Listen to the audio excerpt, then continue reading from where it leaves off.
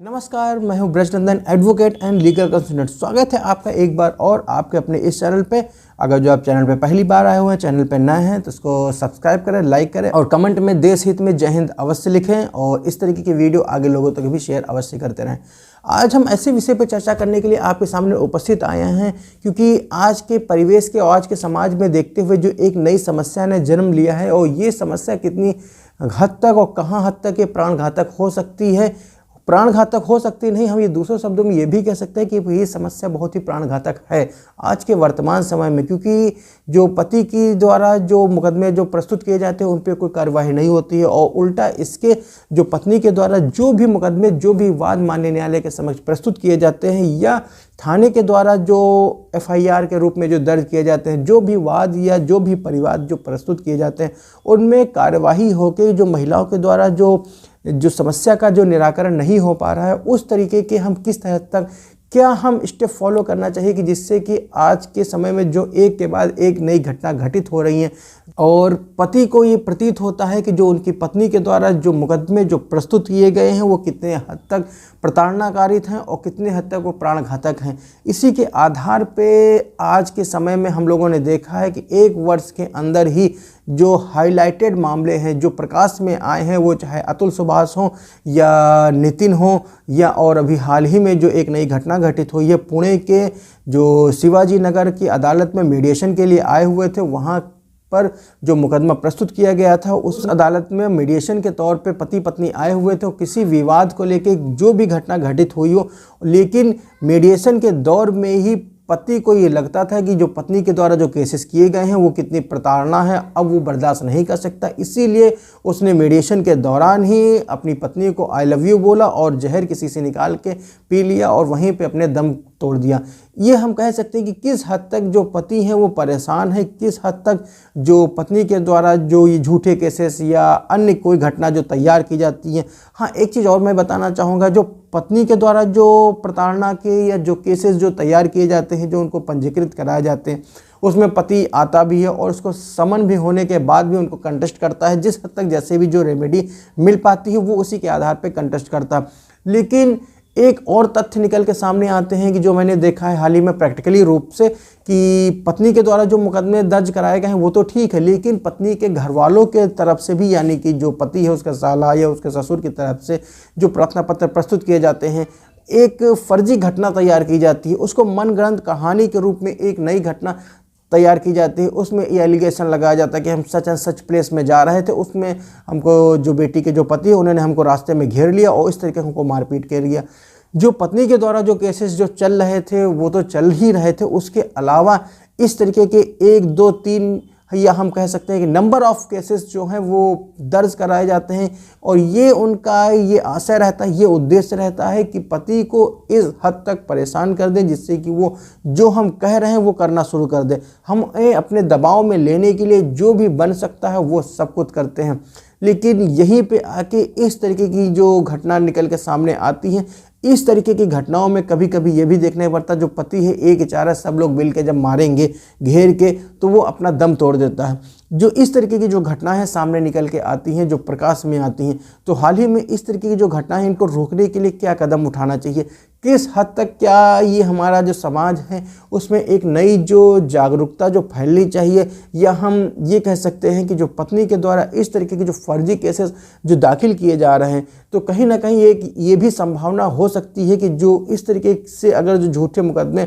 अगर जो फाइल होते रहें तो कहीं ना कहीं अगर जो कोई सच्ची घटना भी हो, वाकई हो सकता है किसी पति के द्वारा वाकई में किसी पत्नी को प्रताड़ित किया गया हो, उसके साथ मारपीट की गई हो, दहेज का प्रलोभन दिया गया हो या दहेज की मांग की गई हो, तो इस तरह की घटना अगर सच्ची घटना भी अगर जो कारित की गई होगी, अगर उसको भी दर्ज करके अगर जो लाया जाए तो वो भी उसको फर्जी ही समझा जाए। तो अल्टीमेटली हम ये कह सकते हैं कि जिस व्यक्ति को अगर जो ज़रूरत है, ये कानून जो बना हुआ था ये उसके लिए बना हुआ था कि जिसके उस व्यक्ति को उसकी आवश्यकता के अनुसार उसको रेमेडी के रूप में उसको फ़ायदा मिल सके। लेकिन आज के समय में ये सब हम देख के हम ये कह सकते हैं कि जो कानून जो एक लॉ बनाया गया था किसी को एक रेमेडी के रूप में, आज वो उनका हथियार बन चुका है, वो एक इक्विपमेंट बन चुका है। उसकी असर से, उसके वार से कितने लोग घायल होते हैं, कितने लोगों का दम टूट जाता है, ये हमें बताने की आवश्यकता नहीं। ये आज के समय में आप भी देख रहे हैं, क्योंकि हाल ही में जो 2-3 घटना घटित हुई, जो आपने भी सुना, हमने भी सुना, जो इस तरीके की पति के द्वारा जो आत्महत्याएं दिन प्रतिदिन बढ़ती जा रही हैं, इन्हीं को संज्ञान लेते हुए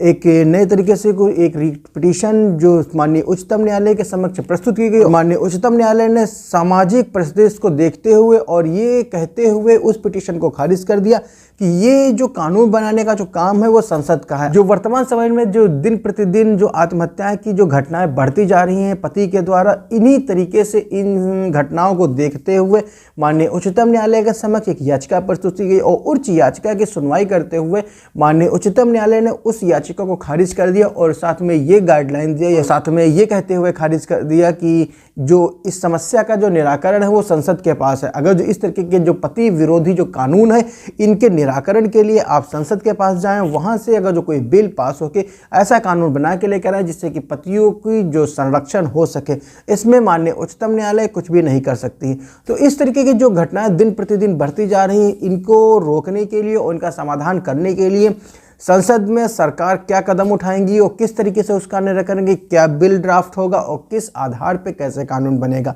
खैर ये तो भविष्य की बातें हैं, ये जब बनेंगी तब बनेंगी, लेकिन आज के वर्तमान समय में देखते हुए जो पति के द्वारा जो इस तरीके की जो प्रताड़ना जो उनके द्वारा सहन की जाती है, तो उसमें मेरा एक निवेदन है, मैं ये कहना चाहूँगा कि इस तरीके से हताश होकर और ये सोचते हुए कि कुछ नहीं हो सकता है, पत्नी के द्वारा जो केसेस किए गए हैं वो अत्यधिक प्रताड़ना के रूप में हो चुके हैं, तो इनमें इस तरीके से करने की कोई आवश्यकता नहीं। अगर जो ऐसी ही प्रताड़ना का जो सभी के विरुद्ध अगर जो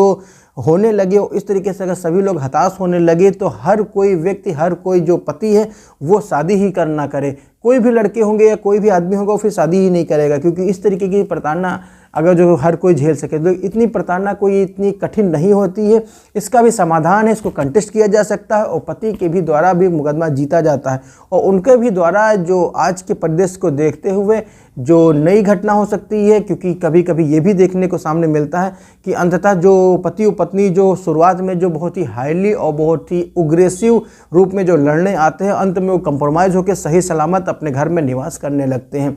खैर इस तरीके का जो कानून है जो संसद जब बनाएगी तब बनाएगी, लेकिन इस तरीके के जो केसेस आपके विरुद्ध अगर जो पंजीकृत हुए हैं, प्रस्तुत हुए हैं, तो उसमें आप अपना ऑब्जेक्शन फाइल करें, अपना डिफेंस फाइल करें। ये पूर्व के वीडियो में डिस्कस कर चुका हूं कि आप अपने वीडियो में किस तरीके से अपना डिफेंस कर सकते हैं, कैसे आप अपने जो केस हैं उनको सही तरीके से आप उसको जीत सकते हैं। ज़रूरी नहीं हर वक्त और हर किसी केस में पत्नी के द्वारा जो भी एलिगेशन लगाए गए हों वो बिल्कुल सत्य हैं और क्योंकि सही हों, क्योंकि ज़्यादातर मामलों में ये चीज़ देखने को भी मिलता है। आप भी जानते हैं कि जब कोई झूठ बोला जाता है तो हर चीज़ को किसी न किसी रूप में कोई परफेक्ट नहीं हो पाता, कुछ ना कुछ वो गलतियाँ उसमें अवश्य कारित की जाती हैं। तो उन्हीं गलतियों का फ़ायदा आपको मिलेगा और जिसके आधार पर आप अपने केसेस को दूसरे तरीके से आप उसको जीत सकते हैं। जो पत्नी के द्वारा जो फर्जी केसेस जो दाखिल किए गए हैं वो डिसमिस भी करा सकते हैं और खारिज भी होते हैं। और इसी के आधार पे मैं एक चीज़ और कहना चाहूँगा कि इस तरीके की जो घटना दिन प्रतिदिन जो बढ़ती जा रही है, जो हाल ही में जो पुणे में शिवाजी नगर की अदालत में मीडिएशन सेंटर में जो घटना घटित हुई, सो ऐसा कृत्य अगर जो हर कोई पति करने लगे तो